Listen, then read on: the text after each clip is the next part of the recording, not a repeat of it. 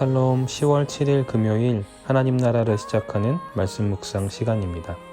오늘 우리에게 주신 말씀은 사무엘하 12장 15절에서 31절입니다.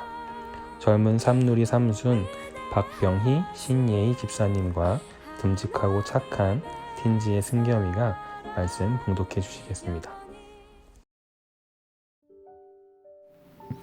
나단이 자기 집으로 돌아가니라. 우리아의 아내가 다윗에게 낳은 아이를 여호와께서 치심에 심히 앓는지라.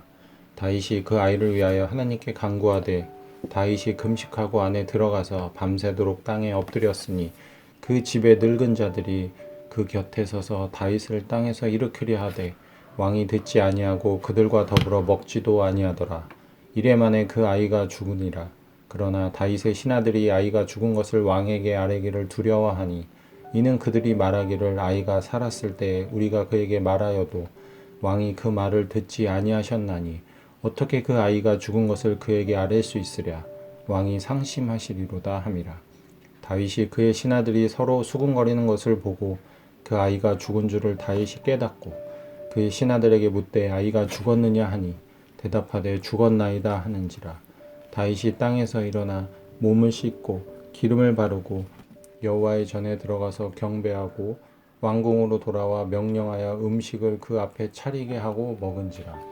그의 신하들이 그에게 이르되 아이가 살았을 때에는 그를 위하여 금식하고 우시더니 죽은 후에는 일어나서 잡수시니 이 일이 어찌 됨이니까 하니 이르되 아이가 살았을 때에 내가 금식하고 온 것은 혹시 여호와께서 나를 불쌍히 여기사 아이를 살려주실는지 누가 알까 생각함이거니와 지금은 죽었으니 내가 어찌 금식하랴. 내가 다시 돌아오게 할 수 있느냐. 나는 그에게로 가려니와 그는 내게로 돌아오지 아니하리라 하니라. 다윗이 그의 아내 밧세바를 위로하고 그에게 들어가 그와 동침하였더니 그가 아들을 낳음에 그의 이름을 솔로몬이라 하니라. 여호와께서 그를 사랑하사 선지자 나단을 보내 그의 이름을 여디디아라 하시니 이는 여호와께서 사랑하셨기 때문이더라. 요압이 암몬 자손의 랍바를 쳐서 그 왕상을 점령하매 요압이 전령을 다윗에게 보내 이르되 내가 랍바 곧 물들의 성읍을 쳐서 점령하였으니 이제 왕은 그 백성이 남은 군사를 모아 그 성에 맞서 진치고 이 성읍을 쳐서 점령하소서. 내가 이 성읍을 점령하면 이 성읍이 내 이름으로 일컬음을 받을까 두려워하나이다 하니 다윗이 모든 군사를 모아 랍바로 가서 그곳을 쳐서 점령하고 그 왕의 머리에서 보석 박힌 왕관을 가져오니 그 중량이 금 1달란트라. 다윗이 자기의 머리에 쓰니라. 다윗이 또 그 성읍에서 노략한 물건을 무수히 내오고 그 안에 있는 백성들을 끌어내어 톱질과 썰의질과 철도끼질과 벽돌구이를 그들에게 하게 하니라.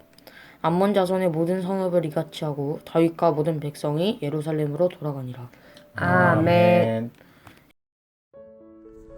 얼마 전 틴즈의 한 친구가 제게 이런 질문을 했습니다.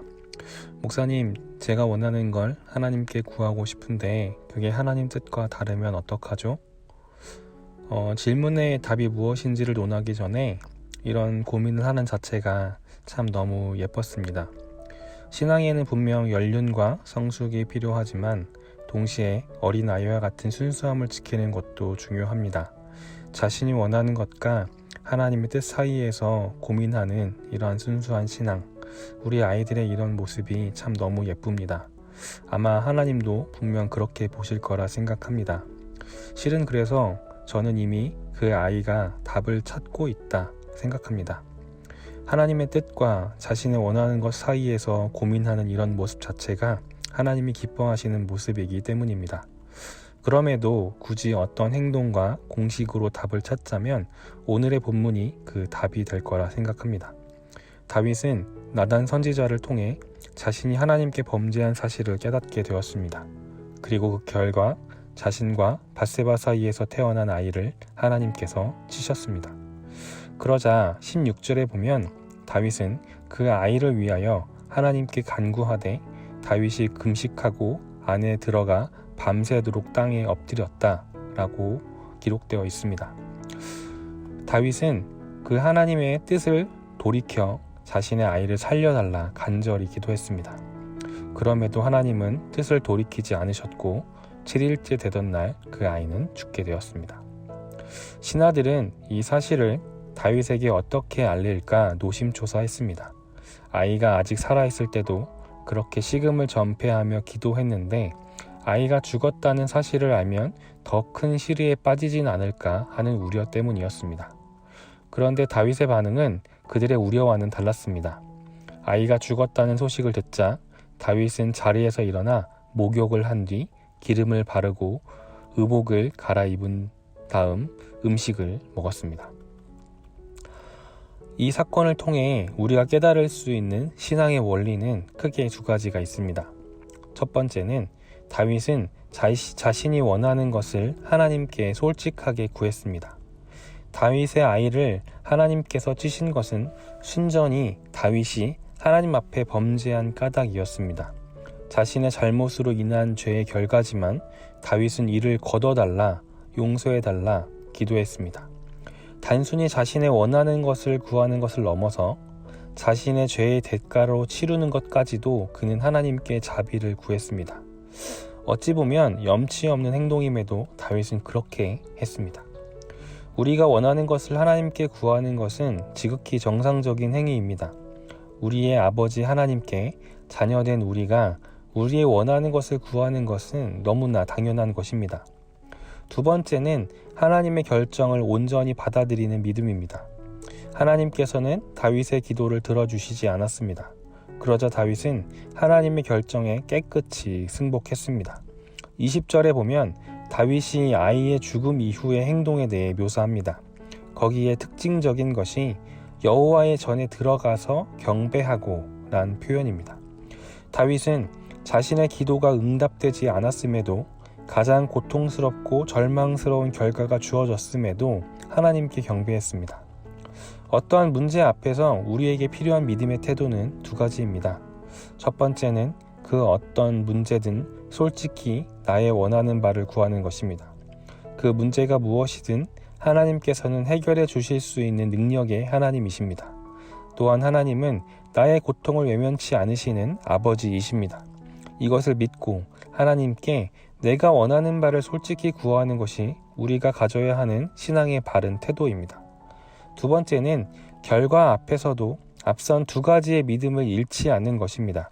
그 결과가 설령 내가 원하는 것과 다를지라도 그것이 나를 사랑하시는 아버지 하나님의 최선이심을 믿는 것입니다.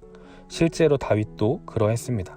하나님은 다윗의 죄를 책망하셨고 다윗의 기도를 들어주시지 않았지만 그 뒤 또 다른 은혜를 다윗에게 허락하셨습니다. 다윗과 밧세바 사이에선 또 다른 아들을 주셨습니다. 24절은 그 아들에 대해서 이렇게 기록합니다. 그가 아들을 낳음에 그의 이름을 솔로몬이라 하니라. 여호와께서 그를 사랑하사. 비록 다윗이 원하는 결과대로 하나님은 응답해 주시지 않았지만 하나님은 그분의 최선으로 다윗에게 응답하셨습니다. 하나님은 이처럼 언제나 우리 기도에 최선으로 응답하십니다. 설령 그것이 내가 원하는 결과와 다를지라도 이 사실은 변함이 없습니다. 우신 성도님들, 오늘 이 사실을 믿고 기대하시며 아버지 하나님께 오늘도 솔직히 각자 원하시는 바를 구하시기 바랍니다. 그리고 그 결과 앞에 다윗과 같이 받아들이시길 바랍니다. 하나님께서는 오늘도 우리의 기도에 최선으로 응답해 주실 것입니다. 기도하겠습니다. 사랑의 하나님, 오늘 나의 삶의 고민과 문제를 아버지께 솔직히 고백하고 주님의 은총을 구합니다. 주님, 우리 삶의 여러 문제들을 해결해 주시고 필요를 채워 주시옵소서. 온전히 하나님 앞에 자녀됨으로 아버지를 의지하고 고백하는 우리 모두 되길 원합니다. 주님께서는 반드시 응답해 주실 줄 믿습니다. 그러나 그 응답이 내가 원하는 결과와 다를지라도 그 주신 결과 또한 하나님께서 최선으로 응답해 주신 것임을 믿고 신뢰할 수 있는 신앙의 성숙을 겸비하게 하옵소서. 예수님의 이름으로 기도드렸습니다. 아멘. 말씀을 마쳤습니다. 오늘도 최선으로 응답해 주실 하나님께 각자의 고백을 하시며 나아가도록 하겠습니다.